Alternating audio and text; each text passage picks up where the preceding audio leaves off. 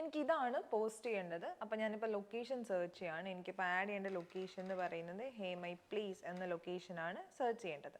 പക്ഷേ എനിക്ക് നോക്കുമ്പോൾ മനസ്സിലാവും ഇങ്ങനെ ഒരു ലൊക്കേഷൻ ഇല്ല എന്നുള്ളത്. അപ്പോൾ എനിക്ക് ലൊക്കേഷനിനെ ആഡ് ചെയ്യാൻ പറ്റും. അതെങ്ങനെയാണെന്ന് നോക്കാം. അപ്പോൾ നമ്മൾ ശ്രദ്ധിക്കേണ്ട ഒരു കാര്യം എന്താണെന്ന് വെച്ചാൽ ഇപ്പോൾ ഫേസ്ബുക്ക് ആണെന്നുണ്ടെങ്കിലും ഇൻസ്റ്റാഗ്രാം ആണെന്നുണ്ടെങ്കിലും വാട്സാപ്പ് ആണെന്നുണ്ടെങ്കിലും ഒക്കെ മെറ്റാ പ്രോഡക്ട്സ് ആണല്ലോ. അപ്പോൾ നമുക്കിപ്പോൾ ഇൻസ്റ്റാഗ്രാമിന് ലൊക്കേഷൻ ആഡ് ചെയ്യണമെങ്കിൽ നമ്മൾ യൂസ് ചെയ്യുന്നത് ഫേസ്ബുക്കാണ്. ഭയങ്കര സിമ്പിളാണ് പ്രോസസ്സ് എന്ന് പറയുന്നത്. നമ്മൾ ഫേസ്ബുക്കിൽ പോവുക, അതിൽ നമ്മൾ പേജസ് ചൂസ് ചെയ്യുക, പേജ് എടുക്കുക, നമ്മളൊരു ക്രിയേറ്റ് ഐക്കൺ ക്ലിക്ക് ചെയ്യുക. അതായത് നമ്മളൊരു പേജ് ക്രിയേറ്റ് ചെയ്യാൻ പോവാണ്. അപ്പോൾ നിങ്ങൾ പേജിൻ്റെ നെയിം കൊടുക്കുന്ന സമയത്ത് നിങ്ങൾക്ക് എന്താണോ നിങ്ങളുടെ ലൊക്കേഷനായിട്ട് വേണ്ടത്, ഇപ്പോൾ ഒരു സ്റ്റേഡിയം ആണെന്നുണ്ടെങ്കിൽ ആ സ്റ്റേഡിയത്തിൻ്റെ പേര്, അപ്പോൾ നിങ്ങൾക്ക് എന്താണോ വേണ്ടത് അതായിരിക്കണം നിങ്ങൾ കൊടുക്കേണ്ടത്.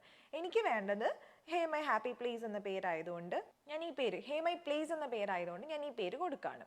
അത് കഴിഞ്ഞിട്ട് നെക്സ്റ്റ് പോയിട്ട് നിങ്ങളിപ്പോൾ ഏത് കാറ്റഗറിയിലാണ്, ഇപ്പോൾ നിങ്ങൾ സ്റ്റേഡിയം എന്നുള്ള കാറ്റഗറി ആണെന്നുണ്ടെങ്കിൽ സ്റ്റേഡിയം എന്ന് സെലക്ട് ചെയ്യും. ഇപ്പം ഞാൻ നിൽക്കുന്നത് ഒരു അഡ്വർടൈസിങ് ഏജൻസിയിലായതുകൊണ്ട് ഞാൻ ആ ഒരു കാറ്റഗറിയാണ് കൊടുക്കുന്നത്.